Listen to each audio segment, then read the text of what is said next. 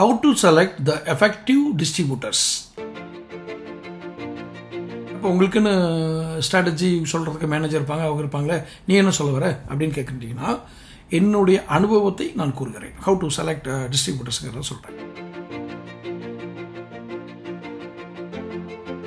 வைத்து மட்டும்தான் நம் திட்டங்களை தீட்டிக் கொண்டே இருக்க முடியும். இதுக்குன்னு ஸ்டாண்டர்ட் ஃபார்முலா இருக்காங்கன்னா இருக்குது.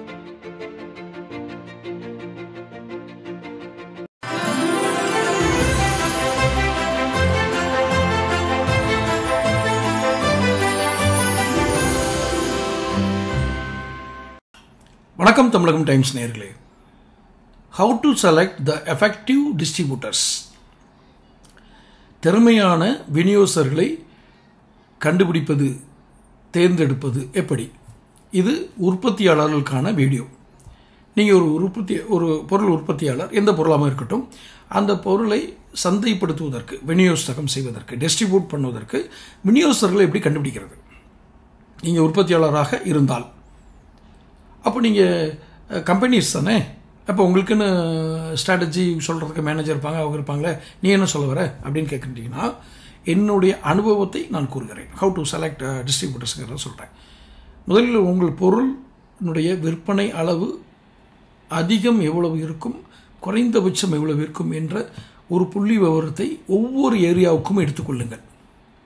தனித்தனியாக எடுத்துக்கொள்ளுங்கள். உதாரணமாக தமிழ்நாட்டில் என்று ஒட்டுமொத்தமாக ஒரு புள்ளி விவரம் உங்களுக்கு உதவாது. மாவட்ட வாரியாக எடுத்தாலும் அந்த புள்ளி விவரங்கள் ஓரளவுக்கு உதவும். தாலுகா வாரியாக நீங்கள் புள்ளி விவரங்கள், அதாவது ஏரியா வைஸ், தாலுக் வைஸ் அப்படிங்கிற ஏரியா வைஸ் புள்ளி விவரங்கள் எடுத்தால் மட்டுமே உங்களுக்கு உங்களுடைய உற்பத்தி நிரந்தரமாக கம்பெனி நல்லபடியாக போகிறதுக்கு அதுதான் ஒரு காரணமாக இருக்கும். அப்போது நீங்கள் அந்த பொருட்கள் எவ்வளவு பொருட்கள் நாம் விற்பனை செய்ய இயலும், area wise, district wise and state wise, மாநிலங்கள் வாரியாக, மாவட்ட வாரியாக, தாலுக் ஏரியா வாரியாக. அப்போ அந்த புள்ளி விவரங்களை வைத்துக்கொண்டு தான் நீங்கள் சந்தைப்படுத்துதலை முதலில் திட்டமிட முடியும். Marketing plan. இந்த மார்க்கெட்டிங் பிளான், மார்க்கெட்டிங் பிளானுக்கும் சேல்ஸ் பிளானுக்குள்ள வித்தியாசம் ஏற்கனவே நிறைய வீடியோக்களை சொல்லியிருக்கேன், நம்ம சேனல்லே பாருங்கள். ஸோ மார்க்கெட்டிங் பிளான் என்ன பண்ணும்? மார்க்கெட்டிங் ப்ராசஸ் என்ன பண்ணுவாங்க? அவர்கள் விநியோகஸ்தர்களை கண்டுபிடிப்பார்கள். இதுதான் மார்க்கெட்டிங் பர்சனுக்கு இருக்கிற வேலை. Marketing executives, marketing manager, marketing GM, marketing வரைக்கும் இவங்களுக்கு என்னென்னா அந்த சரியான டிஸ்ட்ரிபியூட்டர்ஸை தேர்ந்தெடுக்கிற ஒரு ப்ராசஸ், ஒரு வேலை இது. இந்த வேலையை தொடர்ந்து அன்றாட நிகழ்வுகளை வைத்து மட்டும்தான் நம் திட்டங்களை தீட்டிக் கொண்டே இருக்க முடியும். இதுக்குன்னு ஸ்டாண்டர்ட் ஃபார்முலா இருக்காங்கன்னா இருக்குது. அதை வைத்துக்கொண்டு அன்றாட நிகழ்வுகளை நீங்கள் திட்டமிடுங்கள். இது நம்பர் 1. எவ்வளோ விற்கும்னு பார்த்துட்டீங்க, அதுக்கேற்ற மாதிரி டிஸ்ட்ரிபியூட்டர்ஸை நம்ம ஃபைண்ட் அவுட் பண்ண போகிறோம். இது மார்க்கெட்டிங் ப்ராசஸ் பண்ண போகிறோம். மார்க்கெட்டிங் சந்தைப்படுத்துகிறவங்க போய் அந்த ஏரியாலேயே அதிகமாக விற்பனை செய்யக்கூடிய உங்களுடைய தயாரிப்புகள், உங்களை போன்ற தயாரிப்பாளர்களுக்கு விநியோகஸ்தராக இருக்கக்கூடியவர்கள் அந்த ஏரியாவிலே அதிகமாக சேல்ஸ் பண்ணக்கூடிய ஒரு டிஸ்ட்ரிபியூட்டர்காரன்னு வச்சுக்கோங்க. அவரிடம் கொண்டு போய் சேர்த்தால் உங்களுக்கு ஒரு நன்மை இருக்கிறது. என்ன? உங்கள் பொருள் எளிதில் ரீட்டைல் கவுண்டருக்கு போகும். அதுக்கும் நிறைய டிஸ்கவுண்ட்டு ஸ்ட்ரக்சர்லாம் போடுவாங்க, அது வேறு. அது எளிமையாக ரீட்டைல் கவுண்டருக்கு போயிடும். உங்களுடைய திட்டமிடலில் ஒரு சுமையை குறைக்கும். ப்ராடக்ட் அவைலபிலிட்டியை எப்படி ஏற்படுத்துவது என்ற சுமை குறையும். ப்ராடக்ட் பிராண்ட் எஸ்டாப்ளிஷ்மெண்ட் என்ற ஒரு ப்ராசஸுக்கான சுமை ஓரளவுக்கு குறையும். ஏன்னா பிராண்ட் எஸ்டாப்ளிஷ்மெண்ட்டை கட்டாயம் கம்பெனி தான் பண்ண முடியும். ஆனால் நீண்ட காலமாக விநியோகஸ்தராக இருக்கக்கூடிய ஒரு லாங் டைம் டிஸ்ட்ரிபியூட்டர்ஸ், அவர் எஸ்டாப்ளிஷ் ஆகியிருந்தாருன்னு சொன்னால் பிராண்டை ஓரளவுக்கு எஸ்டாப்ளிஷ் பண்ணிட முடியும். ஓரளவுக்கு தான். ஒரு கம்பெனி தான் பிராண்ட் எஸ்டாப்ளிஷ் பண்ணுற மாதிரி ஒரு டிஸ்ட்ரிபியூட்டர் பண்ண மாட்டாங்க. அதனால் நீங்கள் தேர்ந்தெடுக்கக்கூடிய டிஸ்ட்ரிபியூட்டர் பிராண்ட் எஸ்டாப்ளிஷ்மெண்ட் பண்ணுறாருன்னா உங்களுடைய சுமை ஓரளவு குறையும். ப்ராடக்ட் அவைலபிலிட்டி முற்றிலும் அந்த சுமை உங்களுக்கு குறைஞ்சிடும். ஸோ அப்படி இருக்கிறவங்களை தான் நீங்கள் செலக்ட் பண்ண முடியும். செலக்ட் பண்ணினால் உங்களுடைய வியாபாரம் பெருகும்.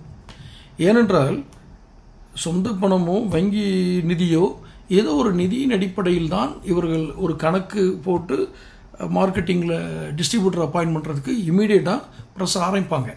ஏன்னா உற்பத்தி செய்ய தொடங்கிய உடனே அது எப்போது விநியோகஸ்தருக்கு சென்றடைய வேண்டும், விநியோகஸ்தர்லேருந்து ரீட்டைல் கவுண்டருக்கு எப்படி போகணும், ரீட்டைல் கவுண்டர்லேருந்து வாடிக்கையாளர்களுக்கு போகிறதுக்கு என்ன வழி, இத்தனையும் திட்டமிடல் ஒரு கம்பெனிக்கு இருக்கணும். அப்போ டிஸ்ட்ரிபியூட்டர் செலக்ட் பண்ணும்போதே நீங்கள் முதல்ல டிஸ்ட்ரிபியூட்டர் செலக்ட் பண்ணுறதுல தான் இவ்வளவு ப்ராசஸும் அடங்கிடும். நீங்கள் போய் டீலர் பார்க்குறது ரொம்ப கடினம், ரொம்ப கஷ்டம். ரொம்ப ஒரு மாதத்துக்கு 3 மாதத்துக்கு ஒரு முறை தான் எனக்கு தெரிஞ்சு கம்பெனிலேருந்து ஆள் வருவாங்க அப்படின்னு சொல்லுவாங்க ரீட்டைல் கவுண்டரில். ஏன்னா அவங்களுக்கு வந்து இந்த சந்தை அந்த ரீட்டைல் கவுண்டரில் நேராக அந்த கவுண்டர் என்கவுண்டர்னால் நேருக்கு நேர் சந்திப்பது, அந்த ப்ராடக்ட்டும் வாடிக்கையாளர் நேருக்கு நேர் சந்திக்கிற இடத்துல என்ன நடக்குன்னு தெரியணும். இதுக்காக சில அதிகாரிகள், அதாவது மார்க்கெட்டிங் மேனேஜர், ஆஃபீஸர் இந்த மாதிரி போட்டிருக்கவங்க வருவாங்க. மற்றபடி டிஸ்ட்ரிபியூட்டர் தான் அதிகமாக உங்கள் பொருளுக்காக உழைக்கக்கூடியவர்கள். அதனால் நீங்கள் டிஸ்ட்ரிபியூட்டரை கவர் பண்ணும்போது அவரிடம் நீங்கள் மேக்சிமம் என்ன பண்ணுவாங்க, கடன் கொடுக்க வேண்டாம் என்பது என்னுடைய ஆரம்ப கட்டத்திலேருந்தே உள்ளது. கடன் கொடுக்காமல் எப்படிப்பா வியாபாரம் பண்ணுறது? நம்மளை விட பெரிய கம்பெனிகள்லாம் நல்லா அண்டர்லைன் பண்ணிக்கங்க, நம்மளை விட பெரிய கம்பெனிகள், நாம் இப்போ தான் தொழிலுக்குள்ளே வந்திருக்கோம், ஆரம்பகட்ட மேனுஃபேக்சர்ஸ் தான் சொல்கிறேன்.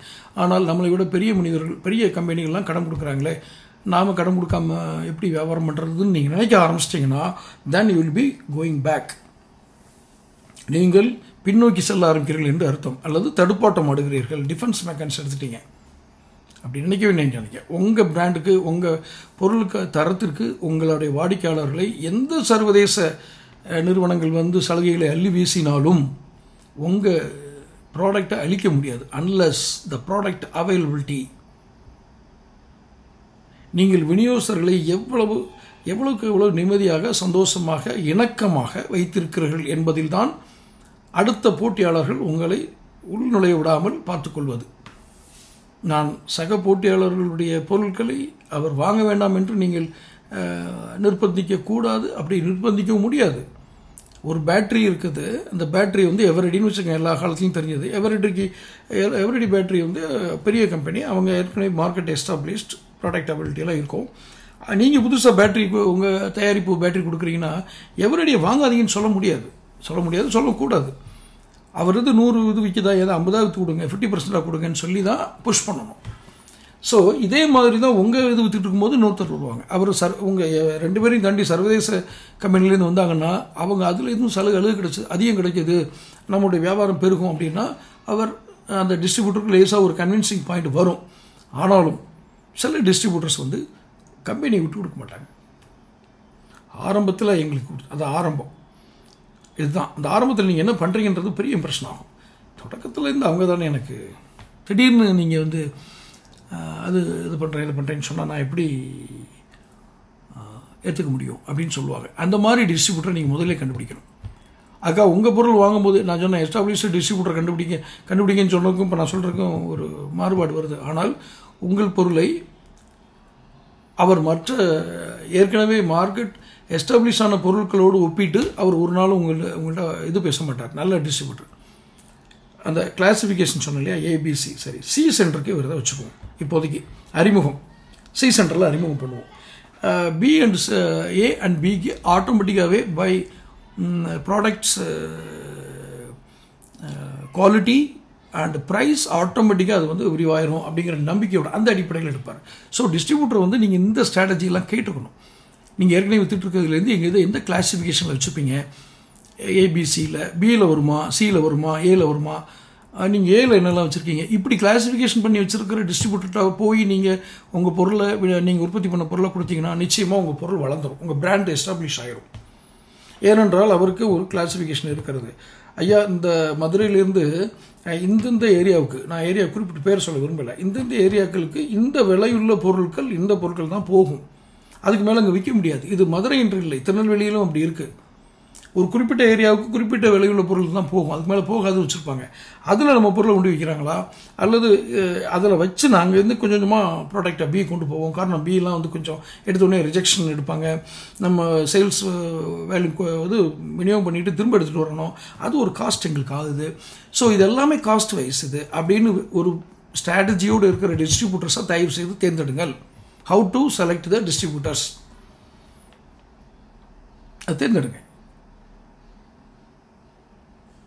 அப்படி நீங்கள் டிஸ்ட்ரிபியூட்டர்ஸ் அந்த மாதிரி ஸ்ட்ராட்டஜிகள், அந்த அவர்களுடைய சுய ஒழுக்கம், சுய ஒழுக்கம்னா இந்த செல்ஃப் டிசிப்ளின், இந்த பேமெண்ட்ஸ், அவங்க எப்படி கம்பெனிகளோட நிதி பரிவர்த்தனைகள் பண்ணுறாங்க, டிரான்சாக்ஷன் எப்படி பண்ணுறாங்க, அதான் அவங்களுடைய பேமெண்ட் எவ்வளோ காலத்துக்கு கடன் வாங்கியிருக்காங்களா, வாங்கினா எவ்வளோ நாளத்தில் திருப்பி கொடுக்குறாங்க, இதெல்லாம் நீங்கள் சற்று விரிவாக ஆலோசனை செய்தால், ஆய்வு செய்தால் உங்களுக்கு கிடைக்கும்.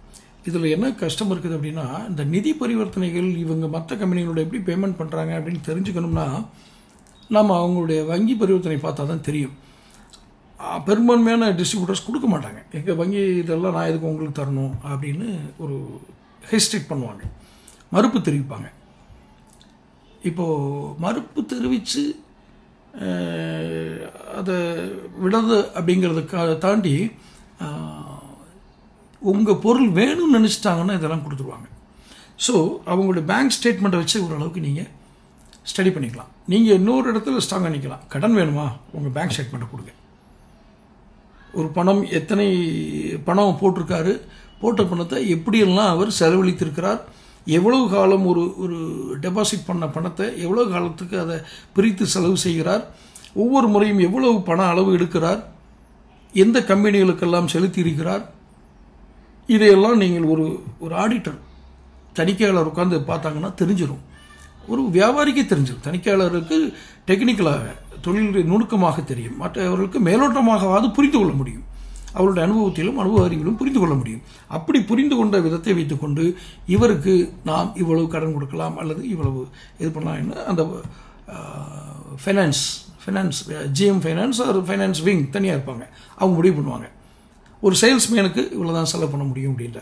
நீங்கள் டிஸ்ட்ரிபியூட்டர் செலக்ட் பண்ணும்போது இந்த ஆஃபர் கொடுத்தீங்கன்னா ஈஸியாக வருவாங்க. என்ன போனதிலே சொல்லியிருந்தேன், டிரான்சிஸ் காஸ்ட். அவங்க ரீட்டைலர் கொடுக்கக்கூடிய கொண்டு சேர்த்துக்கக்கூடிய அந்த டிரான்சிஸ் காஸ்ட்டில் ஒரு சிறு பகுதியை நாங்கள் ஏற்றுக்கிறோம்னு சொல்லுங்கள், டிஸ்ட்ரிபியூட்டர் கன்வின்ஸ் ஆவாங்க.